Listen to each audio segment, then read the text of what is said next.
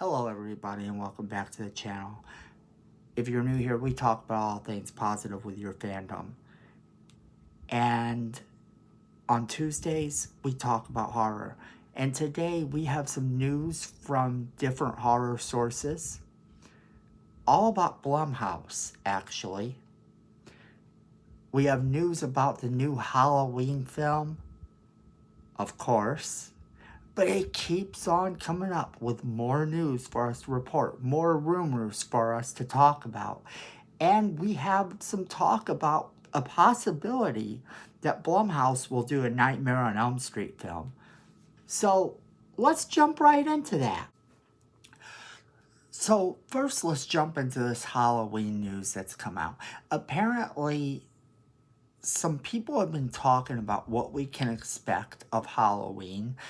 And we know that so far it has been a tribute to the different films of the past within the franchise.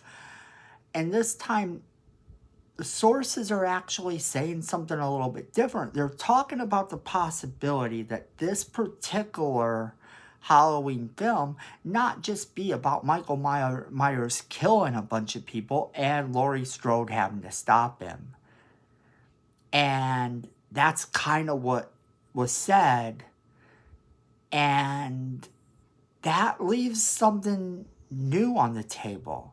Because they're saying that Michael Myers is not the only threat in the movie, that there are other threats in the movie. Well, this kind of goes back to what we have discussed in the past, the possibility that is very divisive, that because we did see the Silver Shamrock masks, that potentially Silver Shamrock does indeed play a part. It would go in line with them actually paying homage to other past Halloween movies, but I don't think that that's what we're going to see here at all. I think we're going to get a little bit more of a suspenseful movie. Maybe with a lot of this movie, Laurie Strode and Michael Myers facing off.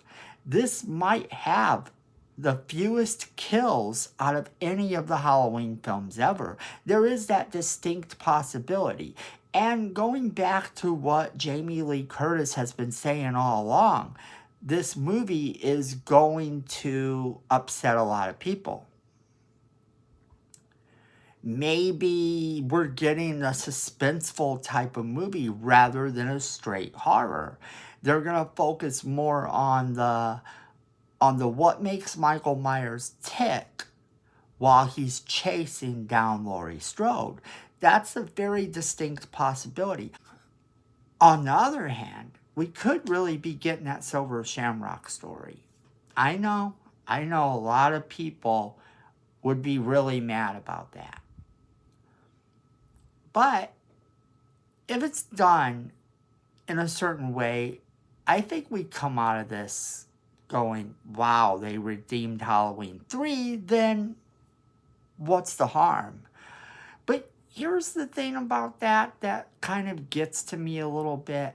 If they're gonna do that, then that's a very supernatural thing. But on the other hand, I really think we're getting a supernatural vibe to this movie anyway.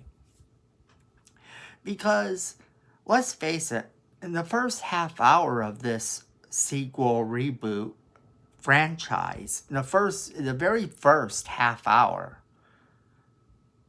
we already passed reality. There was nothing that would normally happen in any sort of actual given reality. No decisions made within the first half hour of the reboot that were going to be realistic to the story.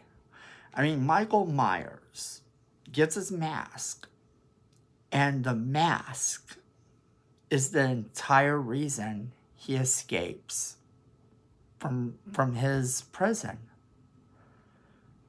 Why? So, basically, he's been in this insane asylum for so long. He gets the mask and it beckons him to escape. That right there kind of screams a little bit of some sort of supernatural vibe to me. I know that people are going to make the argument in the comments, and please do, by the way, make the argument in the comments that it is a psychological thing for him, that having the mask may have triggered something in his head that forces him to go back out into the world and continue his killing spree. And I'm down for that. I know that plays an element in it no matter what.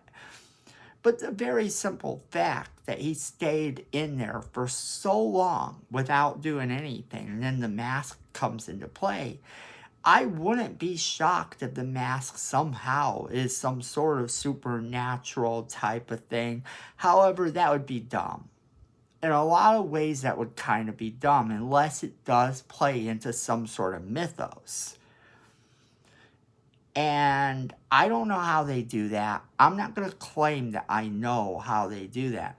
But the very vibe of this movie being that it's not going to just be Michael Myers killing people and Laurie Strode chasing him leaves a lot to be desired. It kind of leaves this mark like they better do something great.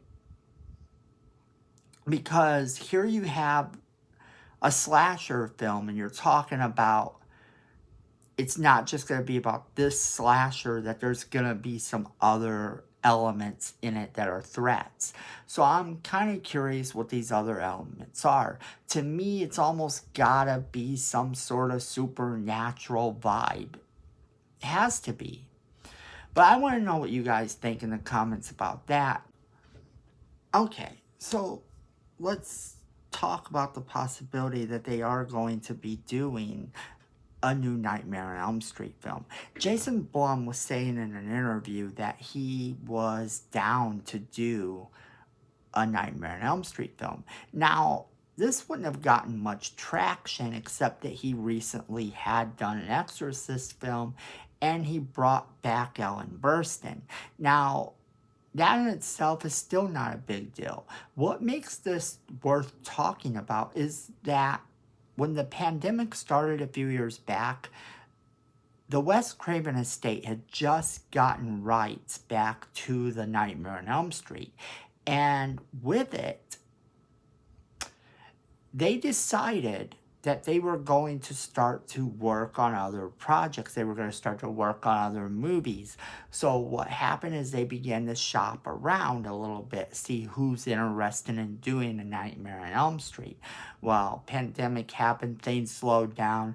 Now, Jason Blum is talking about the possibility of doing a Nightmare on Elm Street. And when asked if he would bring back Robert Englund, he said, I brought back Ellen Burstyn. And she's older than Robert Englund. Robert Englund's young, is essentially what he said. He said, I can get anyone back. And slowly this is starting to become true. And when you look at these movies, he's not afraid to bring back the old school actors. So that's something that's a little bit exciting for horror fans. And not to mention the fact that he is saying he would love to do this, and they're shopping it around. I would not be surprised if within a few years we actually hear. I'm going to say by the end of next year, we actually hear that Blumhouse is going to do a Nightmare on Elm Street film. Now, also, I wouldn't be too shocked if within that same year we learn that they're going to do a Friday the 13th film, because if the two parties in Friday the 13th can come together, then someone's got to take up the project. And Blumhouse has slowly proven themselves in the horror genre. Alright, so let us know what you think in the comments below about the possibility of Nightmare on Elm Street being done by Blumhouse. Are you excited about their Exorcist movie? And what do you think the plot of the new Halloween film is going to be?